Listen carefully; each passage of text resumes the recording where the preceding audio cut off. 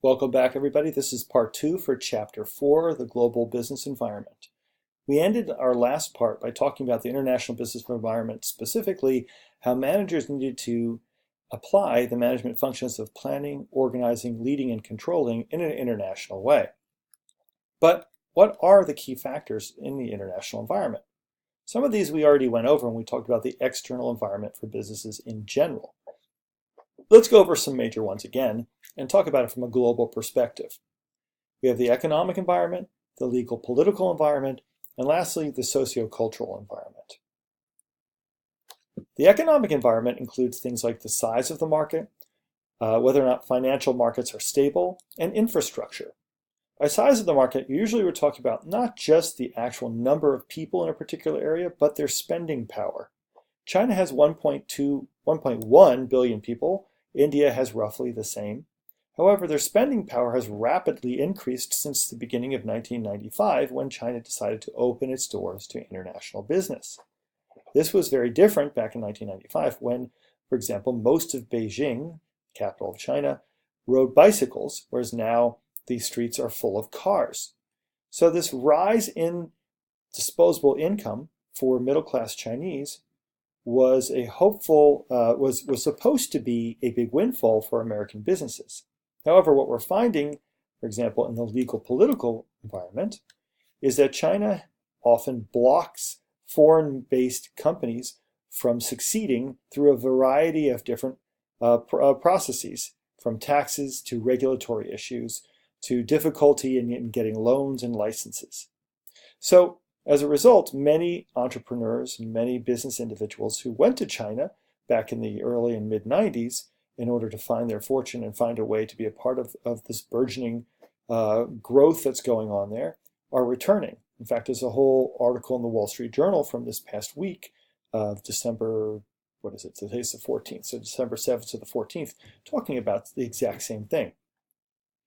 So political risk is a real thing within the business environment.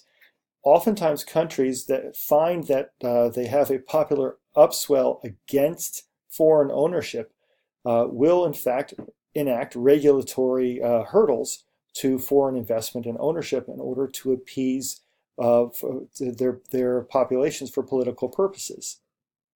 Political instability can also be a major issue. For example, if governments tend to be overthrown rather frequently in the country that you're trying to do business in, this can create an enormous amount of uncertainty about where your assets may fall. They may end up being appropriated by the new administration. In other words, taken from you without legal recourse. And lastly, the sociocultural environment includes social values and communication differences that can go on between different countries. There's a lot of research that's been done on this, some really neat stuff. Now, some of the stuff that was originally done was done by a Dane named Geert Hofstede, who back in the 1960s said, I bet I can classify culture, to which most of the world said, no, you can't. Culture is too fluid. There are too many pieces to it. He said, no, I think that there are commonalities between cultures. In other words, that there are these archetypes within cultures that vary across cultures. And he went to IBM and said, hey, you're in 60 plus different countries. How about I survey your people and see whether or not there are different values across these, or the same values in different levels across these different workforces? And they said, being the lovers of research that they are, sure, please come and survey our people. And so he did, and thus was born Hofstede's value dimensions. The original 4 are listed here. He's since expanded them to 6. There have been found to be problems with them, but I'm going to show you a really neat website that hopefully will give us a chance to talk about them in greater detail. Let's see if I can pull this up.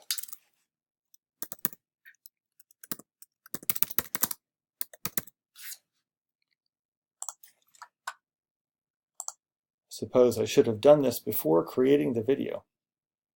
No, that's not it. Let's see now. If we can find... There's a way to show differences. Country comparison. There we go. This is super fun. So, of course, let's type in the United States. And let's take a look at how the United States differs from other countries in the world. So this is the United States. Ignore these last two. We were not going to talk about those two dimensions that were added after the 1990s. They're still somewhat fluid and being sussed out. So we're going to go with the original four, which include power distance, individualism, masculinity, and uncertainty avoidance. Power distance is the degree to which a people within a culture are okay with big differences of groups that have power and social status compared to other groups that do not. In the United States, we have a moderately low tolerance for this.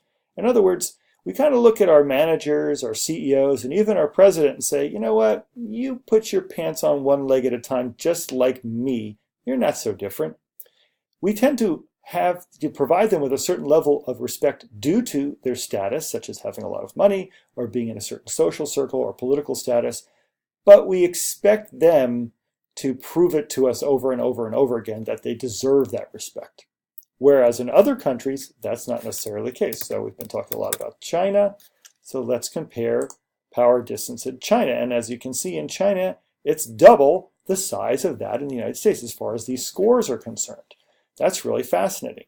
What that means, and this is very true across several different cultures throughout Asia and the Middle East, is that when you have status, either you're somebody's boss, or you're older than them, or you simply have more money than them, then that person has to provide you with a high level of respect, including, if they're your boss, doing what they say regardless of whether or not you know it happens to be pretty dumb.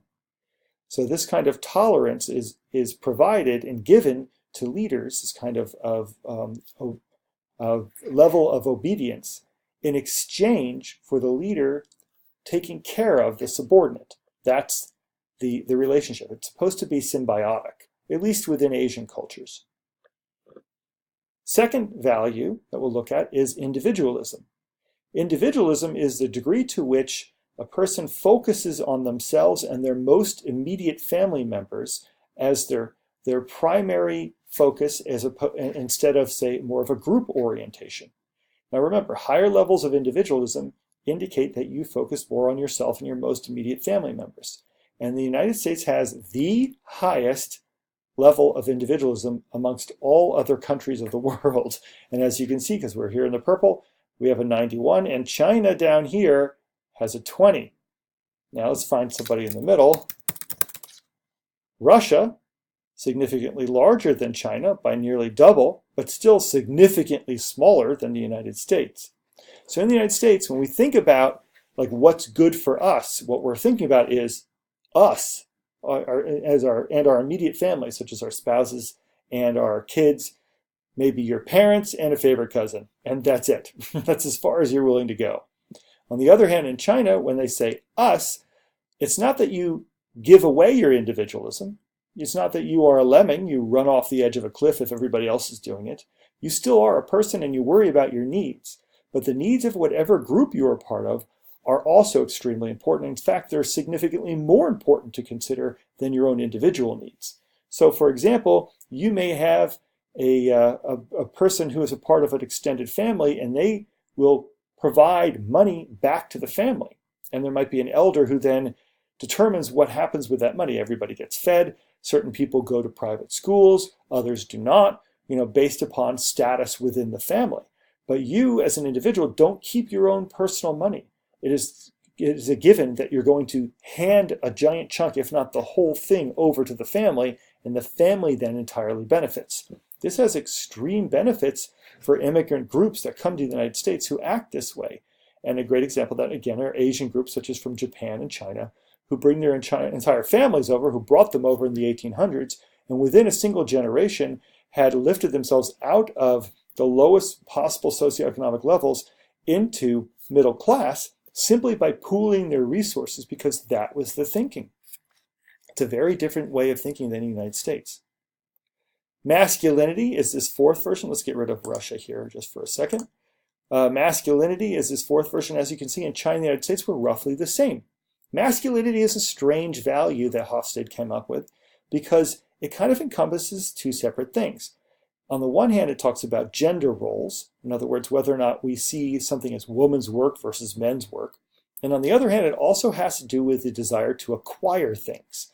So the higher levels of masculinity inside of a country, more likely then that people will try to acquire things such as status and power and money, but also more likely they will believe in gender roles, women's work versus men's work. Interestingly enough, this primarily affects men, which is why it's called masculinity. It doesn't have to do with the gender role. It's because it primarily affects men. So again, let's add in Russia, and we can see that masculinity in Russia is significantly lower than in the United States, which is really interesting, actually. Let's try it in Mexico, and we see it's roughly the same. Fascinating. All right, let's get rid of Mexico again. Keep United States and China.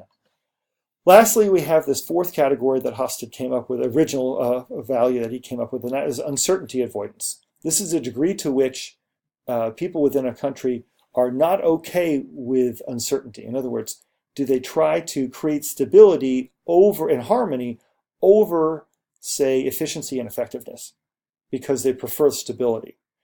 People will give up their rights, their individual rights, in order to create political stability. When we look at Russia, and we see that uncertainty avoidance is extremely high in Russia. This makes, by the way, democracy very difficult to fulfill from a Western point of view. In other words, Western democracy. When you go to Russia, Russians prefer to give up individual basic rights in order to create political and economic stability. They're okay with that. In the United States, not so much. In China, even less so.